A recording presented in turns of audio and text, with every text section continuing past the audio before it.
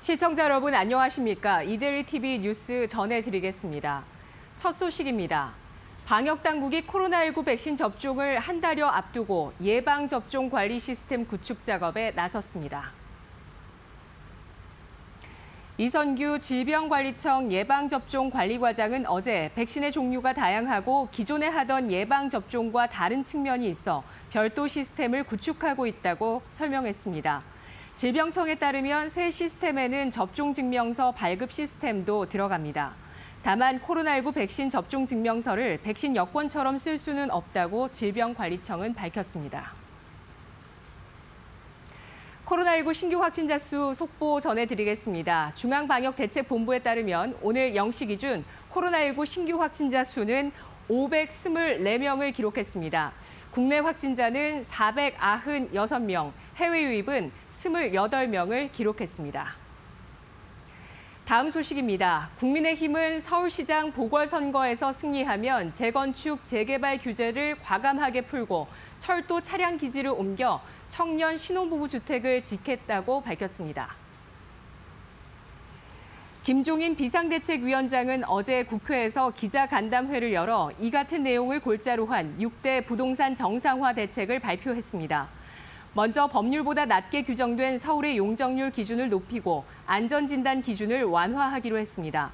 또한 분양가 상한제를 폐지하는 한편 재건축 재개발 규제를 획기적으로 풀고 양도소득세 중과 제도를 폐지하겠다고 밝혔습니다.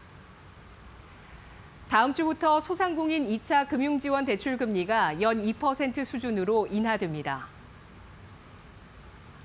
오늘 금융위원회는 코로나19 3차 확산세가 지속하는 만큼 소상공인을 위한 특별 지원을 신설한다고 밝혔습니다. 먼저 오는 18일 시청분부터 모든 소상공인에게 최대 2천만 원까지 빌려주는 지원 프로그램의 보증료가 기존 0.9%에서 1년차 0.3%로 0.6%포인트 인하합니다.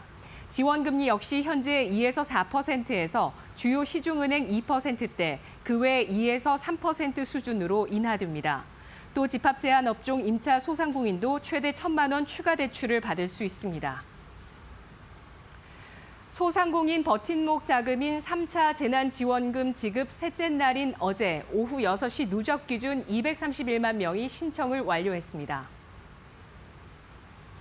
이는 정부가 이달 안으로 지급하겠다는 1차 신속 지급 대상 276만 명의 83.6%에 달하는 수치입니다.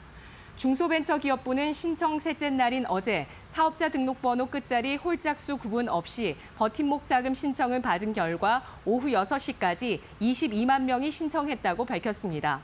버팀목 자금은 코로나19 3차 확산으로 집합금지 영업 제한을 받았거나 매출이 감소한 소상공인에게 지급하며 집합금지 업종은 300만 원, 영업 제한 업종은 200만 원, 일반 업종은 100만 원씩 지원됩니다. 현대차가 전기차 전용 플랫폼을 적용한 첫 모델인 아이오닉5의 티저 이미지를 어제 공개했습니다. 아이오닉5는 충전 속도를 높여주는 고전압 시스템인 800V 충전 시스템과 세계 최초 멀티급속 충전 기술이 적용돼 급속 충전 시 18분 내 배터리의 80%까지 충전할 수 있습니다. 아이오닉5에 대한 가격 등 자세한 정보는 다음 달쯤 공개될 것으로 보입니다. 어제 테슬라도 중형 SUV 모델 Y를 국내에서 처음으로 공개했습니다. 모델 Y는 작년 초 미국에서 출시된 이후 7만 대 이상 팔린 인기 차종이며 국내 판매 가격은 아직 미정입니다. 다음 달 2일 코스피 시장에 데뷔하는 솔루엠이 3년 내 글로벌 전자가격 표시기 ESL 시장 1위를 석권하겠다고 밝혔습니다. 전성호 솔루엠 대표이사는 어제 열린 IPO 간담회에서 지난 3분기 신규 사업 비중이 56%에 달할 정도로 성장하고 있다며 현재 매출의 15% 수준인 ESL 부문에서 3년 내 글로벌 1위를 달성하겠다고 밝혔습니다. ESL이란 상품에 대한 정보를 전자종이에 표시해주는 솔루션 사업으로 ESL 시장이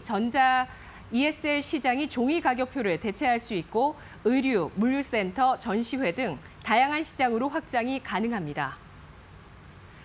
지금까지 이데일리 TV 뉴스였습니다. 이어서 간추린 소식 전해드립니다.